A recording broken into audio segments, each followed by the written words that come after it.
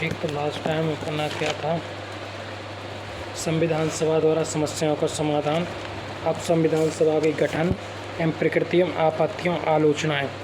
ठीक, तो यह एक प्रतिनिधि निकाय नहीं थी, संप्रभुता का भाव था, समय की बर्बादी, कांग्रेस का प्रभुत्व, वकीलों राजनीतिज्ञों का प्रभुत्व और हिंदुओं का प्रभुत्व इसमें था। ठीक, तो यह एक प्रतिनिधि निकाय नहीं थी, संविधान सभा प्रतिनिधि सभा नहीं थी, क्योंकि इसके सदस्यों का चुनाव भारत के लोगों द्वारा वयस्क मताधिकार के आधार पर नहीं हुआ था। संविधान सभा प्रतिनिधि सभा नहीं थी क्योंकि इसके सदस्यों का चुनाव भारत के लोगों द्वारा वयस्क मताधिकार के आधार पर नहीं हुआ था। संप्रभुता का भाव, इसका निर्माण ब्रिटिश सरकार के प्रस्तावों के आधार पर हुआ था। समय की बर्बादी, संविधान सभा ने इसके निर्माण में ज़रूरत से कहीं ज़्यादा समय लिया। नराजुद्दीन अहमद ने प्रारूप समिति को अपवहन समिति कहा। कांग्रेस का प्रभुत्व, ग्रैनविल ऑस्टिन ने इसे संविधान सभा एक दलीय देश का एक दलीय निकाय है, सभाई कांग्रेस और कांग्रेसी भारत है कहकर संबोधित किया ग्रैनविल ऑस्टिन ने। इसके बाद वकीलों और राजनीतिज्ञों का प्रभुत्व, संविधान सभा में वकीलों और राजनीतिज्ञों का बोलबाला था। हिंदुओं का प्रभुत्व, लॉर्ड विस्काउंट ने इसे हिंदुओं का निकाय कहकर संबोधित किया। विंस्टन चर्चिल ने संविधान सभा ने भारत के केवल एक बड़े समुदाय का प्रतिनिधित्व किया है, इस प्रकार संविधान सभा को कहकर संबोधित किया था। ठीक, इस प्रकार यह इसकी प्रकृति पर आपत्तियां आलोचनाएं हो गई। और संविधान की प्रमुख विशेषताएं कौन कौन सी हैं?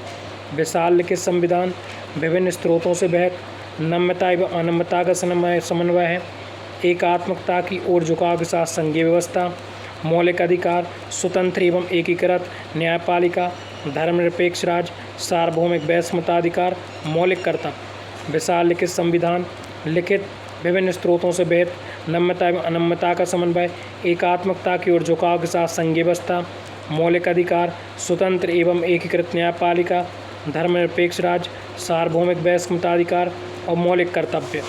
सबसे विशाल लिखित संविधान, 395 अनुच्छेद, 22 भाग, 8 अनुसूची। कारण, भौगोलिक कारण, भारत का विस्तार और विविधता, केंद्र राज्यों के लिए एकल संविधान। विभिन्न स्रोतों से बहक, डॉक्टर अंबेडकर भारत के संविधान का निर्माण विश्व के विभिन्न संविधानों को छानने के बाद किया गया है। नम्यता एवं अनम्यता का समन्वय, संविधान में कुछ प्रावधान साधारण प्रक्रिया तथा कुछ विशेष प्रक्रिया से पालन किए जाते हैं। एकात्मकता की ओर झुकाव के साथ संघीय व्यवस्था, भारतीय संविधान की प्रकृति संघात्मक है, परंतु असामान्य परिस्थितियों में इसका स्वरूप एकात्मक हो जाता है। भारतीय संविधान की प्रकृति संघात्मक है, परंतु असामान्य परिस्थितियों में इसका स्वरूप एकात्मक हो जाता है। एकीकृत एवं स्वतंत्र न्यायपालिका, स्वतंत्र न्यायपालिका लोकतंत्र का आधार स्तंभ, यह विधायिका एवं कार्यपालिका पर नियंत्रण स्थापित कर रोक व संतुलन सिद्धांत लागू करती है। मौलिक अधिकार, इनका उद्देश्य राजनीतिक लोकतंत्र की भावना को प्रोत्साहन देना है। धर्मनिरपेक्ष राज्य, भारत का कोई राजकीय धर्म नहीं होगा, सभी धर्मों को समान सम्मान प्राप्त होगा। ठीक, सार्वभौमिक वयस्क मताधिकार, 18 वर्ष की आयु के ऊपर प्रत्येक व्यक्ति धर्म, जाति, लिंग, साक्षरता तथा संपत्ति के आधार पर बिना किसी भेदभाव का मतदान का अधिकार है। एकल नागरिकता, भारतीय संविधान संघात्मक होते हुए भी एकल नागरिकता के सिद्धांत को अपनाता है। इसके अलावा आपातकालीन प्रावधान, त्रिस्तरीय सरकार और संविधान सर्वोच्चता।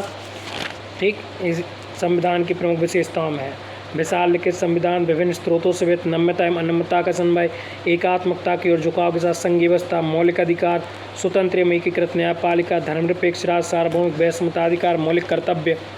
ठीक, इसके अलावा अगर बात करते हैं अपन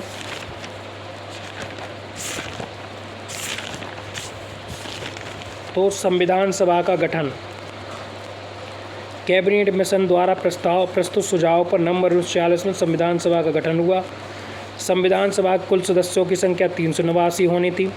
296 ब्रिटिश भारत के प्रांतों को और 93 सीटें देशी रियासतों को जानी थी। 296 ब्रिटिश भारत के प्रांतों और 93 सीटें देशी रियासतों को जानी थी। हर ब्रिटिश प्रांत व देशी रियासत को उसकी जनसंख्या के अनुपात में सीटें दी जानी थी। आमतौर पर प्रत्येक 10 लाख लोगों को एक सीट पर आवंटन होना था। प्रत्येक ब्रिटिश प्रांत को दी गई सीटों का निर्धारण 3 प्रमुख समुदायों के मध्य उनकी जनसंख्या के अनुपात में किया जाना था। समुदाय के प्रतिनिधियों का चुनाव असेंबली में एकल संक्रमण मत के माध्यम से अनुपातिक प्रतिनिधित्व के माध्यम से किया जाना था। देशी रियासतों के प्रतिनिधियों का चयन चुनाव द्वारा नहीं बल्कि रियासतों के प्रमुखों द्वारा किया जाना था। स्पष्टतः संविधान सभा आंशिक रूप से चुनी हुई आंशिक रूप से नामांकित सभा थी। ठीक, कुल सदस्यों की संख्या 389, 296 ब्रिटिश भारत के प्रांतों को और 93 सीटें देशी रियासतों को।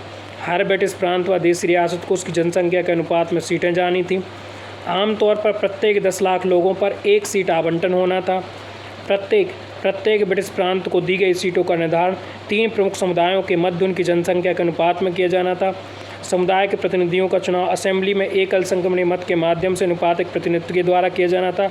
देशी रियासतों के प्रतिनिधियों का चयन चुनाव द्वारा नहीं बल्कि रियासतों के प्रमुखों द्वारा किया जाना था। इस प्रकार संविधान सभा आंशिक रूप से चुनी हुई आंशिक रूप से नामांकित सभा थी।